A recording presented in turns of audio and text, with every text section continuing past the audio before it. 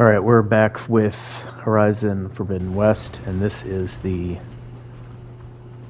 singularity of the final main story mission and the final battle.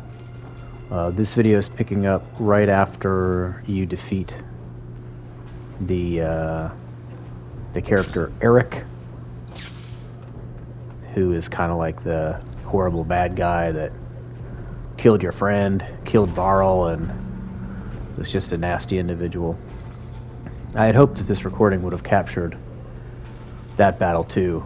I told it to just do the last 15 minutes, but it didn't pick up that one. That battle was interesting. I just used my bombs, same as I've been doing for a while now, and the bombs worked on him, same as they work on the machines.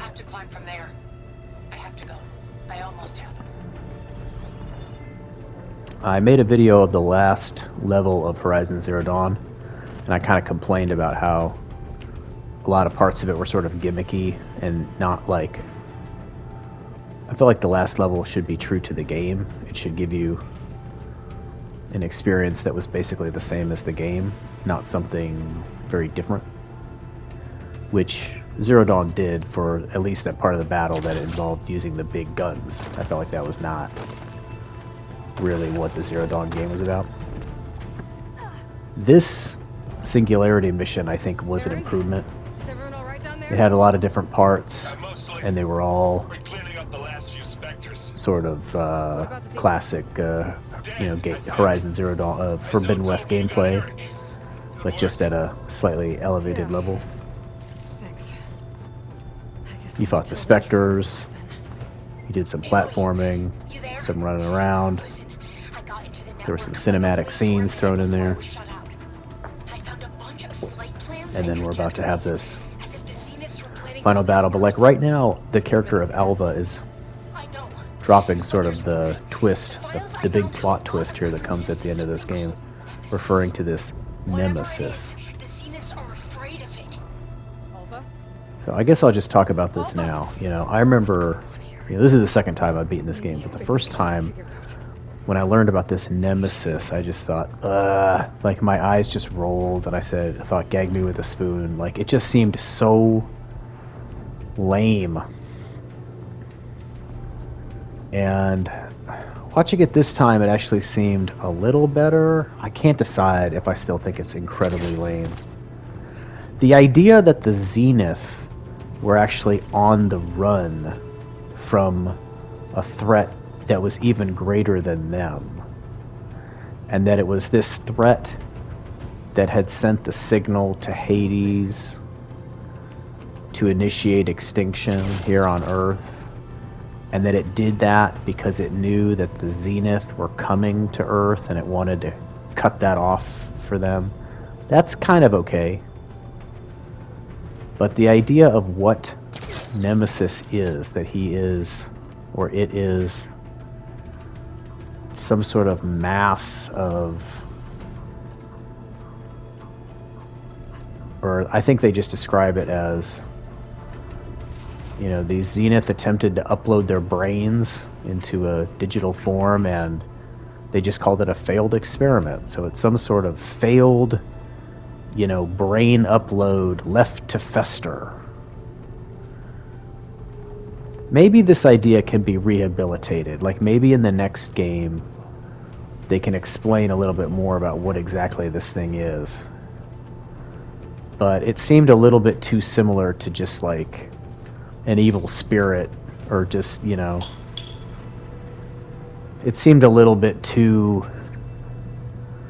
not concrete. And of course, part of the reason why I don't like it is because I have this idea in my head that the final conflict in this game really needs to be between Aloy and Sylens. That Sylens, although he has been an ally at times, the most interesting way to bring this entire story to a head is just that Aloy has one version of what she thinks is the greater good, and Silence has another, and they're just incompatible. And so they have to battle it out, because Silence is kind of like that, right? Like, Silence has always said that his pursuit is knowledge. It's not really saving the world. So it seemed like it would be easy enough to create a situation where, you know, Silence sees solution A, but it allows everybody to die. Aloy sees solution B, which saves everybody, but maybe loses the knowledge, you know? And they're sort of forced to each stand behind the thing that they think is most important. This is what I'm hoping the direction of the story goes in, because I've just always thought that, you know, I don't know, I hate the idea of a trilogy where the bad guy isn't introduced until the third part. Like, in my mind, that's not really a trilogy. That's like just making stuff up as you go. And it's not too late, you know, for Silence to be the ultimate obstacle. Maybe this Nemesis thing can be something that the two of them, you know, figure out how to control or contain or get rid of, but they have to decide what to do. And maybe there are different ideas about what to do, and they'll have different consequences. Maybe it'll be something like that. I don't know.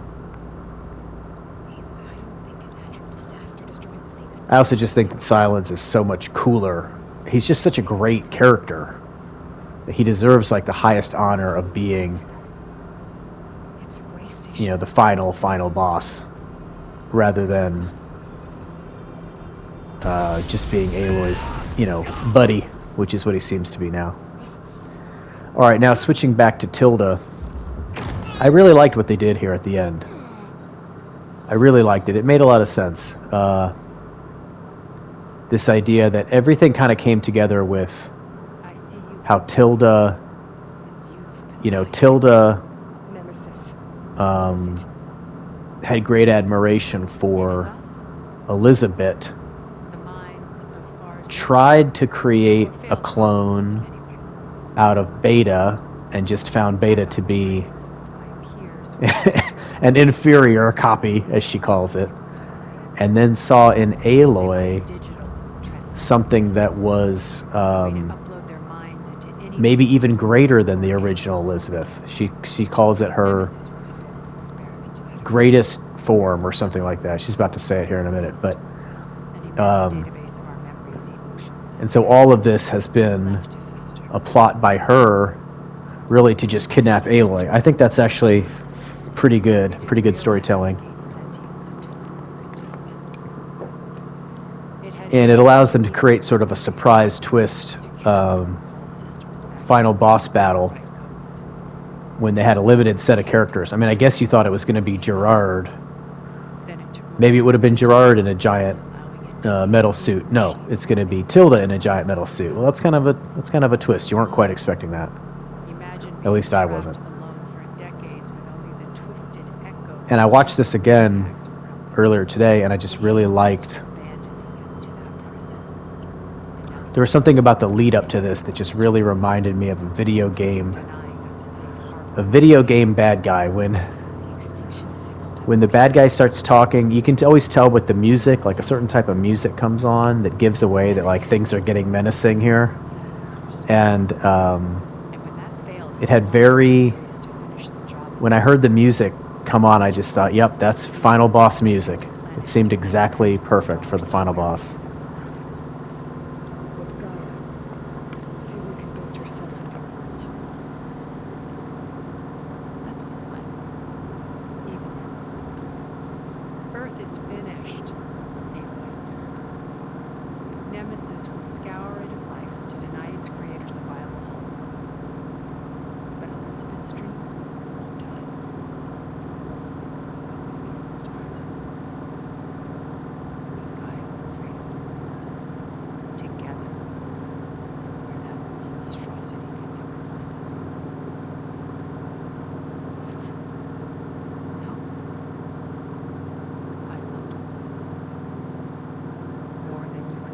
I had completely forgotten the scene between Aloy and Beta, where Beta can't believe that she's so pathetic compared to Aloy, and she doesn't understand. She's like, what do you have that I didn't have? Not some inferior copy. That's my favorite line. And I had completely forgotten that Aloy basically says it was Rost. Rost is what I had that you didn't have. I really liked that. I thought it was nice to see Rost get such a to be honored in such a way by the storytellers, by the writers. Because, of course, I totally loved Ross. I thought he was great. Spectre Prime, to me. Yep, this was just classic final battle right here. Take cover! Get to the door! Everything about this. Now, I mentioned in the last video that I thought the Slaughter Spine might have been a harder boss. And if you look just at their level, Spectre Prime is a level 45, and the Slaughter Spine, the Apex, the regular Slaughter Spine was like a 45, and then the Apex was a 60-something. So I think in terms of like HP, the Apex Slaughter Spine was definitely more advanced. I think this thing was a little harder though, because I think it just hit a little bit faster. So here I switched to Acid, because I saw it was weak to Acid, but he hits me right away. Then I realized I'm not wearing the right armor, so I switched to my hunting armor here. Or first I try to chug a drink, yeah. The drinks in this game, I don't think they were like this in the first game, but they work as they're almost like shields too, because if you drink one, you get excess HP that turns into a yellow bar. Alright, so now I got everything, and now we're just going to go for the bombs, the usual routine. I missed that first bomb. And like all the bosses, it's kind of slow going in the beginning. The bombs are not doing that much damage, but they are breaking things off. The acid's eating away. I didn't do such a good job of dodging those hits. This arena is actually really big, and I couldn't tell that until the battle was over. I thought it was a much smaller space than it really was, but we'll see in a minute. Okay, so that hit seemed to have shocked him, and now she's plasma'd, and now my bombs are gonna really hurt. Shocked again. Every time I hit her, it's like doing a different thing on her. And now she's just a sitting duck, basically. Just take her out. And here it actually lets me craft some bombs even though she's dead. As soon as I let go, that's it, she's dead.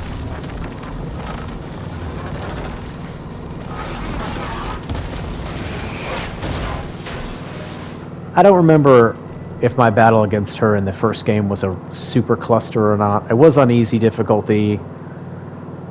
I know I didn't use bombs, but I probably used strong arrows. I don't remember it being that hard, but definitely this time around it was quite easy, as was everything when you use the bomb 'em strategy. Hit them with some kind of element, then bomb them. That kills everything.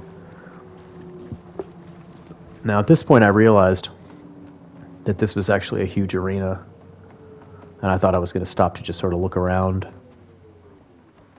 And I realized that there are also like treasure chests here, so I run around to get them all.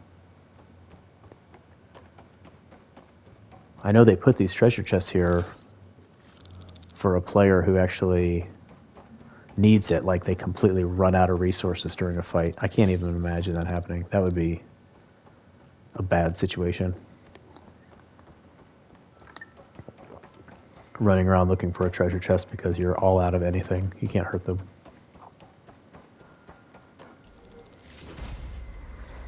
Anyway, so that's it. I've already started the Burning Shores. I'm a little bit into it.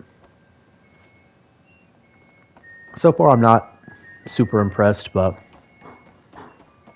I'll keep an open mind because it's Horizon, and any Horizon content is good. But we'll see. I'm only about 1 or 2 missions into it. But this was the end of Forbidden West. Good game. Not as great as Zero Dawn. Good game. I'm looking forward to the next game. It'll only be released in 3 years, I guess. Something like that.